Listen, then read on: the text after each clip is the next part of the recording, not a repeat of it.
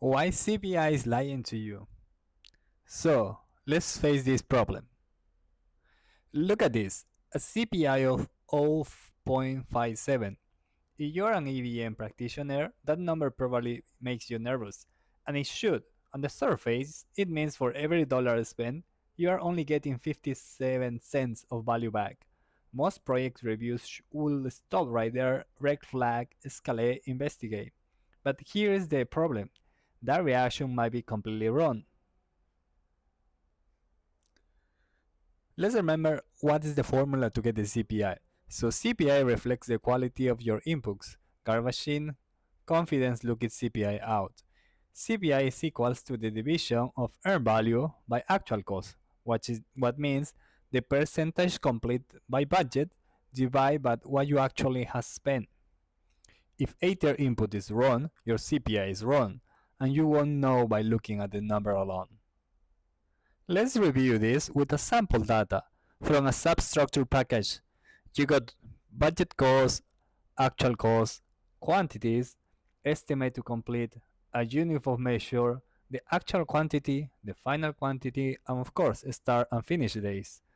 Be aware that we're measuring CPI at the control account level, which is the first row, and the three activities below represent the ways we capture the progress for these three different activities. So if we calculate the indicator for these three values, we might have an earned value as well an actual cost percentage today. So the percentage by EV it's the equals to the sum of EV of all the activities divided by the budget of all the activities or the budget of the control account, which for this case is 70%. The percentage progress of actual cost is 80%, so it means the actual cost today is equals to 80% of the estimate at completion, which is the sum of actual cost plus estimate to complete.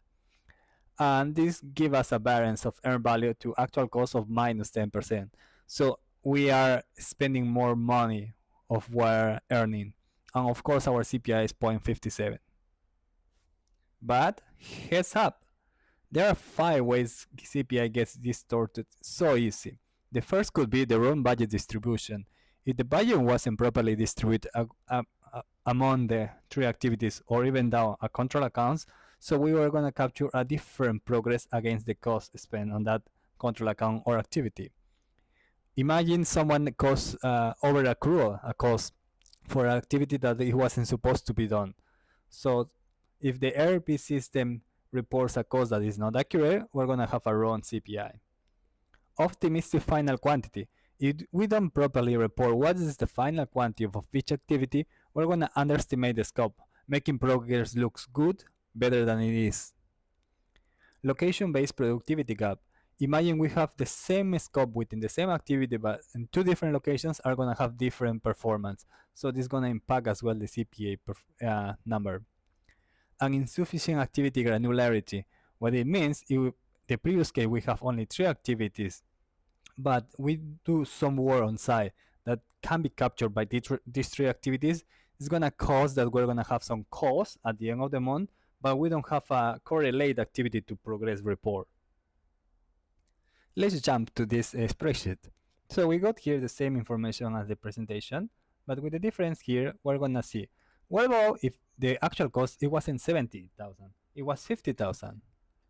So that means our CPA is increased so much because someone else make a wrong accrual.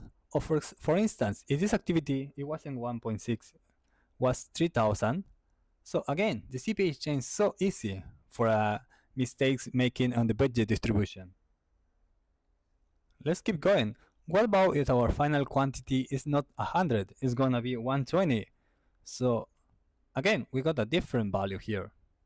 So these CPIs, without the discussion with the people who is reporting the cost and the quantities, it could mean anything. It could mean many things. So we need to bring that discussion into the earned value reporting cycle. Last but not least, the CPI is not the final word. We also need to pay attention to the variance by earned value. So what it means, if we for some reason we got a budget of just 15,000, but we estimate that the forecast is going to be 90,000, so we should be spending at the same pace. So if we spend 70% by EV, so actual cost should be within plus minus 5% of that spend. Otherwise, we're either gonna need more money or we're underperforming worse than we were expecting. These are just 5 easy ways CPA gets distorted, but I'm sure there should be many more on your projects. So please feel free to comment and keep the conversation going.